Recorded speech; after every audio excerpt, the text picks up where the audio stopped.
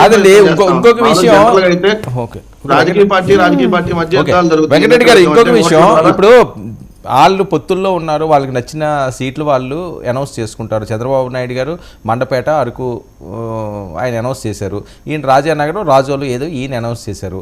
మధ్యలో మీరు విపరీతంగా ట్రోల్స్ చేసి పొత్తు విడిపోయింది ఇవన్నీ అని చెప్పి వాళ్ళ మధ్య చిచ్చు పెట్టడానికి చూస్తున్నారంటే ఎందుకు? ఆ పొత్తుల మీద భయమా మీకు? నాగబాబు గారిని అడగాలి సార్ మీరు క్వశ్చన్ అడగాల్సిన నాగబాబుని, లేదంటే ప్యానల్లో ఉన్న మా బ్రదర్ కిరణ్ అడగాలి.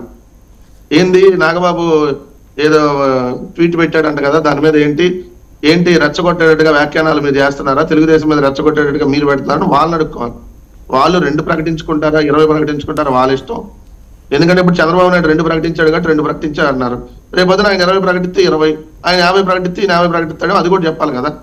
సో వాళ్ళు ఎన్ని ప్రకటించినా ప్రకటించకపోయినా దట్ ఇస్ ఒక ప్లాన్. ఎందుకంటే పవన్ కళ్యాణ్ అనేటటువంటి వ్యక్తి ఒక పార్టీ అధ్యక్షుడిగా ఉండి కనీసం జనసేన పార్టీ నాయకులు కార్యకర్తల మనోభావాలను కూడా గుర్తించట్లేదని చెప్పి వాళ్ళ నాయకులే బహిరంగ మాట్లాడుతున్నటువంటి పక్షంలో మొన్న మండపేటలో డైరెక్ట్ గా అనౌన్స్ ఎట్లా చేస్తారనేది వచ్చినప్పుడు చంద్రబాబు నాయుడుకి చెప్పి నేను కూడా 2 సీట్లు అనౌన్స్ చేస్తున్నా, కొంచెం మా వాళ్ళు బతుకిచ్చే ప్రయత్నాలు చేయాలి, లేదంటే అసలుకే మోసం వస్తుంది అనేటటువంటి దాంట్లో భాగంగా ఒక ప్లాన్ గా నిన్న 2 సీట్లు ప్రకటించింది. అదో ప్లాన్ ఆవేశంతో అప్పటికప్పుడు ప్రకటించింది కాదు. సో దానికి మాకు క్లారిటీ ఉంది. మేము రాజకీయ పార్టీగా అవతల ఏంటి వాళ్ళు ఏ నిర్ణయాలు తీసుకుంటారంటే మేము క్లారిటీ లేకుండా మేమైతే రాజకీయాలు చేయలేం కదా. సో 100% దట్ ఇస్ ప్లాన్ గా చేశారు. ఎందుకంటే పాపం కిరణ్ లాంటి ఆవేశపరుల్లో, ఇంకొక జనసేన లాంటి ఆవేశపరులు అయ్యో ఏంటి చంద్రబాబు నాయుడు ఇష్టం అయినట్టు ప్రకటించుకుంటే మన పరిస్థితి ఏంటి అని అన్నప్పుడు అది రాకుండా ఇదిగోండి చూడండి నేను కూడా బెట్టి చేస్తున్నా, ఆయన 2 ప్రకటించాడు, పొత్తు ధర్మాన్ని విస్మరిస్తే నేను కూడా పొత్తు ధర్మాన్ని విస్మరించి ప్రకటిస్తున్నా, చూడండి మనం ఎక్కడా లొంగట్లేదు అని చూపించే కార్యక్రమం. ఓకే, అంతకుమించి వేరే ఉంటది. వాళ్ళు 2 ప్రకటించుకుంటారా లేదంటే ఎన్ని సీట్లు అనౌన్స్ చేసుకుంటారని వాళ్ళు ఎట్లయినా 175లోనే కదా కలిపి పోటీ చేసేది, కొత్తగా ఏం చేయలేరు కదా. ఓకే అండి, ఓకే, ఒక్క నిమిషం. కిరణ్ అయితే ఆవేశపరుడు. Good evening Kiran. అంటే పవన్ కళ్యాణ్ అంటే ఆవేశం అని చెప్తున్నాను సార్. వేరే రకం కిరణ్ మీద ఏముంటది వ్యక్తిగతంగా ఎవరికైనా. కిరణ్ ఏంటి నాగబాబు గారి ట్వీట్ గురించి కిరణ్కే బాగా తెలుసు అని చెప్పి వెంకటరెడ్డి గారు నాగబాబు గారిని లైవ్ లోకి తీసుకొచ్చారు. సార్ అందరికీ నమస్కారం అండి. నమస్తే సార్. నాగబాబు గారి ట్వీట్ ఉద్దేశం ఏంటంటే జగన్మోహన్ రెడ్డి గారి గురించి సార్. ఆయన సిద్ధం అనేదో పోస్టర్లు రిలీజ్ చేస్తున్నారు కదా స్టేట్ అంతా, దానికి మీరు సిద్ధం అయితే మేము సంసిద్ధం అని చెప్పే ఉద్దేశం నాగబాబు గారు. అంటే మీరు యుద్ధానికి సిద్ధం అంటే మేము యుద్ధానికి సంసిద్ధం. జగన్మోహన్ రెడ్డి గారు యుద్ధానికి రెడీ అయితే మేము యుద్ధానికి రెడీ. మీరు అభ్యర్థులు మీరు ఎలక్షన్ కి రెడీ అంటే మేము ఎలక్షన్ కి రెడీ అనేది దాని సారాంశం. అంటే ఒక మాట మనం ఎలాగన్నా మలుచుకోవచ్చు అన్నట్లుగానా? అంటే అట్లా కాదు సార్, నాకైతే అట్లా అర్థమైంది. మరి వెంకటరెడ్డి గారు ఆయనకి అలా అర్థం కాలేదట కదా. ఆయన డైరెక్ట్ గా చంద్రబాబు నాయుడు గారికే ఆ ట్వీట్ పెట్టారు, మీ చర్యలకు మా ప్రతిచర్య ఇలాగే ఉంటుంది, మీరు 2 అంటే మేము 2 అన్నామన్నది వాళ్ళ ఆలోచన. చంద్రబాబు నాయుడు గారిని ఏమైనా ట్యాగ్ చేశారా? కొన్ని హ్యాష్ ట్యాగ్ ఏమైనా చంద్రబాబు నాయుడు గారిని పెట్టారా? జగన్ పెట్టారా? ఎట్లా మీరు అన్వయించుకుంటారు? నేను చెప్తున్నాను కదా, నాకు తెలుసు అన్నారు కదా, నాగబాబు గారు ఏ ఉద్దేశంతో పెట్టారో నాకు తెలుసు అన్నారు కదా. నేను చెప్తా ఉన్నా ఈ రోజున వైఎస్ఆర్సీపీతో యుద్ధానికి మేము సంసిద్ధం, మా కూటమి సంసిద్ధం, మా కార్యకర్తలు సంసిద్ధం, మా నాయకులు సంసిద్ధం. అది అర్థం వచ్చేటట్టు. అంటే మీరు ఏం మాట్లాడినా దానికి రిటాలియేషన్ ఉంటది.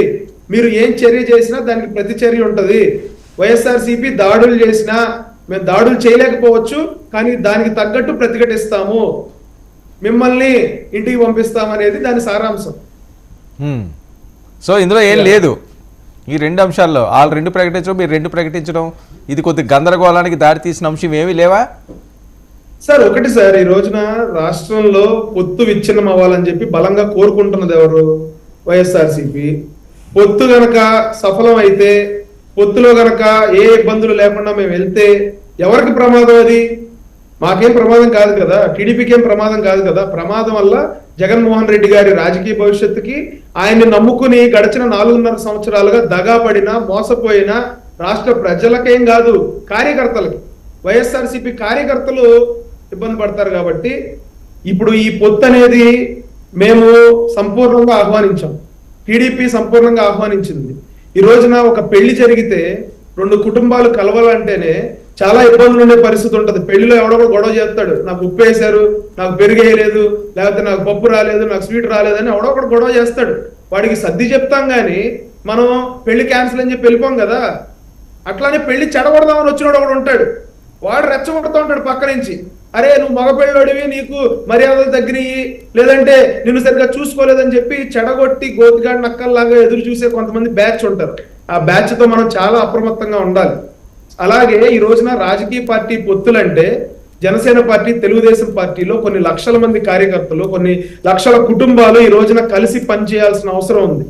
ఓకే, అంటే కిరణ్ ఓకే, మీరు సామెత చాలా బాగా చెప్పారు. అయితే ఇందులో కొన్ని అంశాలు కూడా ఉన్నాయి.